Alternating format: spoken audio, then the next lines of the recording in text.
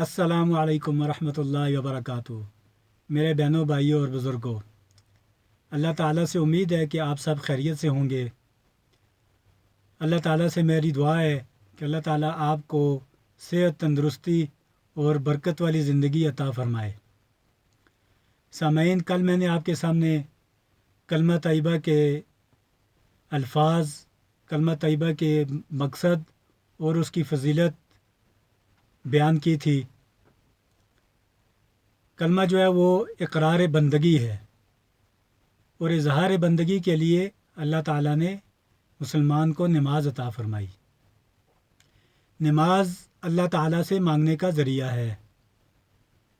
नमाज मोमिन की मेराज है।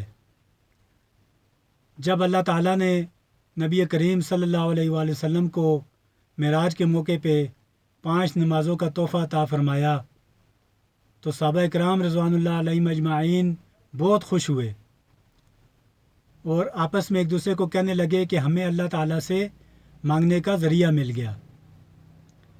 सहाबा इकराम रिज़वानुल्लाह अलैहिम अजमाइन को कोई भी हाजत पेश आती तो वो उसी वक़्त अल्लाह ताला की तरफ रुजू करते और 2 रकात नफल सलात हाजत पढ़ते और अल्लाह ताला से अपनी हाजत मनवा लेते।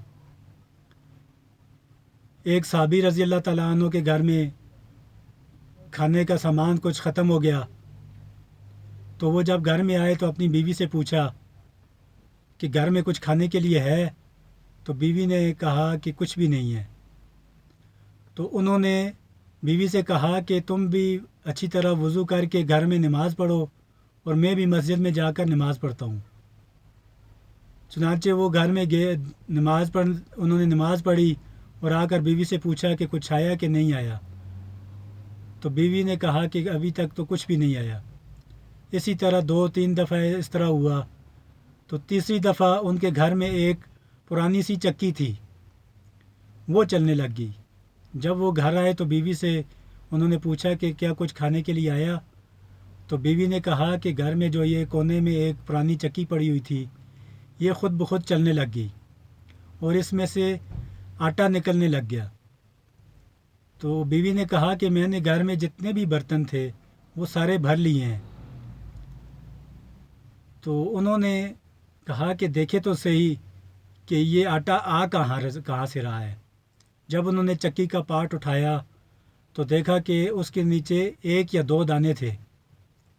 जब ये बात नबी करीम सल्लल्लाहु अलैहि वसल्लम तक पहुंची तो नबी सल्लल्लाहु अलैहि वसल्लम ने फरमाया कि अगर तुम इस चक्की के पार्ट को ना उठाते तो ये क़यामत तक आने वाले इंसानों को फ़ायदा पहुंचाती रहती। तो नाज़रीन, हमें चाहिए कि हम 5 वक्त की नमाज़ बाजमात पढ़ते रहें। नमाज अल्लाह ताला से बराह रास्त मांगने का ज़रिया है।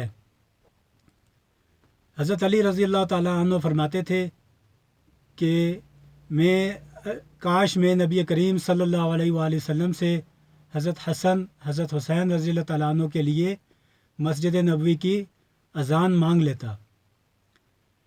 सामईन, इससे पहले जितनी भी उम्मतें थी उनको अल्लाह ताला ने अज़ान की नेमत से नहीं नवाजा था। हमें अल्लाह ताला ने अज़ान जैसी नेमत दी।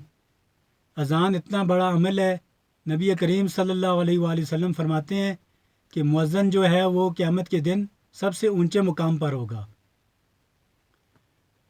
हज़रत उमर रज़ी अल्लाह ताला अन्हु फरमाते थे कि अगर मैं वक्त का खलीफा ना होता तो मैं मस्जिद नबवी का मुअज़्ज़िन बनना पसंद करता।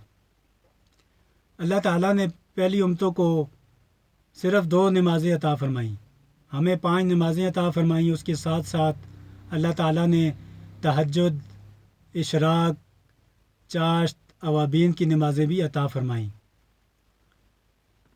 नाज़रीन, हमारे नबी सल्लल्लाहु अलैहि वसल्लम की आखिरी वसीयत भी यही थी कि नमाज ना छोड़ना, नमाज ना छोड़ना, नमाज ना छोड़ना। अल्लाह ताला ने हमें नमाज की नेमत से नवाजा। इंसान जो है वो नमाज में अल्लाह ताला से बराह रास्त कलाम करता है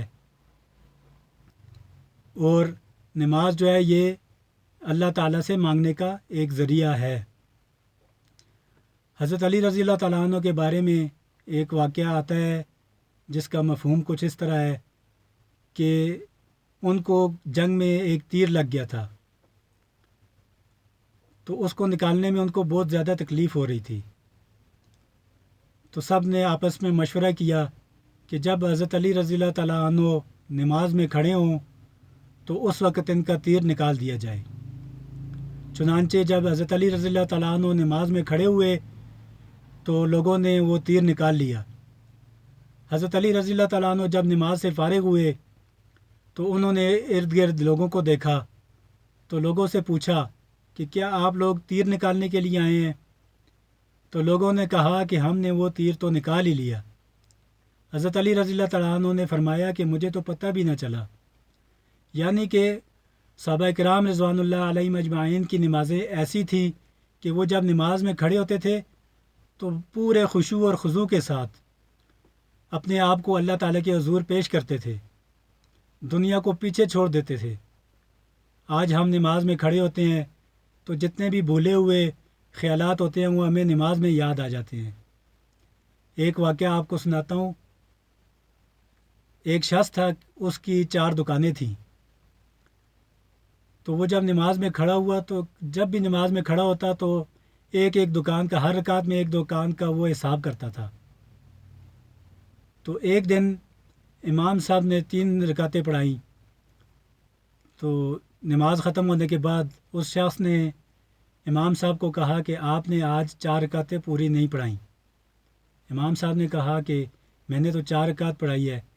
تو اس شخص نے کہا نہیں، آپ نے 4 رکعت نہیں پڑھائی۔ تو امام صاحب نے کہا کہ تم کیسے کہہ سکتے ہو؟ اس نے کہا کہ میری 4 دکانیں ہیں اور میں ہر رکعت میں ایک دکان کا حساب کرتا ہوں۔ آج میں نے 3 دکانوں کا حساب کیا تھا کہ آپ نے نماز ختم کر دی۔ تو آج کل یہ ہماری نمازوں کا حال ہے کہ ہم نماز میں کھڑے ہوتے ہیں، ہماری توجہ کہیں اور ہوتی ہے۔ تو آپ سب سے اور گزارش ہے کہ ہم جب بھی نماز میں کھڑے ہوں تو اللہ تعالیٰ کی طرف ہمارا رجوع ہو، دنیا کو ہم پیچھے چھوڑ دیں اور اللہ تعالیٰ ایسے کھڑے ہوں کہ گویا کہ ہم اللہ کے سامنے اللہ تعالیٰ سے کلام کر رہے ہیں اور اللہ تعالیٰ ہمیں دیکھ رہا ہے۔ اس لیے ناظرین، ہمیں چاہیے کہ 5 وقت کی نماز باجماعت مسجد میں جا کر ادا کریں۔ ایک حدیث شریف کا مفہوم ہے کہ جو شخص 40 دن تک نماز کو باجماعت ادا کرتا ہے، اللہ تعالیٰ اس کو 2 پروانے عطا فرماتے ہیں، ایک دنیا میں اور ایک آخرت میں۔ دنیا میں جو ہے وہ رزق کی تنگی اس پر سے ہٹا دی جاتی ہے، جس کے لیے آج انسان مارا مارا پھرتا ہے، اس رزق کی تنگی اللہ تعالیٰ اس سے دور کر دیتے ہیں۔ اور دوسرا، اللہ تعالیٰ اس کو براہ راست جنت میں داخل فرما دیں گے، اس کا اعمال نامہ اس کو دائیں ہاتھ میں دیا جائے گا۔ تو سامعین کرام، ہمیں اپنی نمازوں کا خاص خیال رکھنا چاہیے اور نمازوں کو خشوع و خضوع کے ساتھ پڑھنا چاہیے، اور اپنے گھر والوں سے بھی اپنے گھر والوں کو بھی اس کی تاکید کرنی چاہیے، کیونکہ جو انسان جو ہوتا ہے یہ اپنے گھر والوں کا، گھر والے جو ہوتے ہیں یہ اس کے لیے رعایا کی حیثیت رکھتے ہیں، اور رعایا کے بارے میں اس سے پوچھا جائے گا۔ تو ہمیں چاہیے کہ ہم اپنی نمازوں کو اچھی طرح ادا کریں اور دوسروں کو بھی اس کا حکم کریں، اس کی طرف بلائیں۔ تو سامعین، اگر آپ کو میری یہ ویڈیو پسند آئی ہو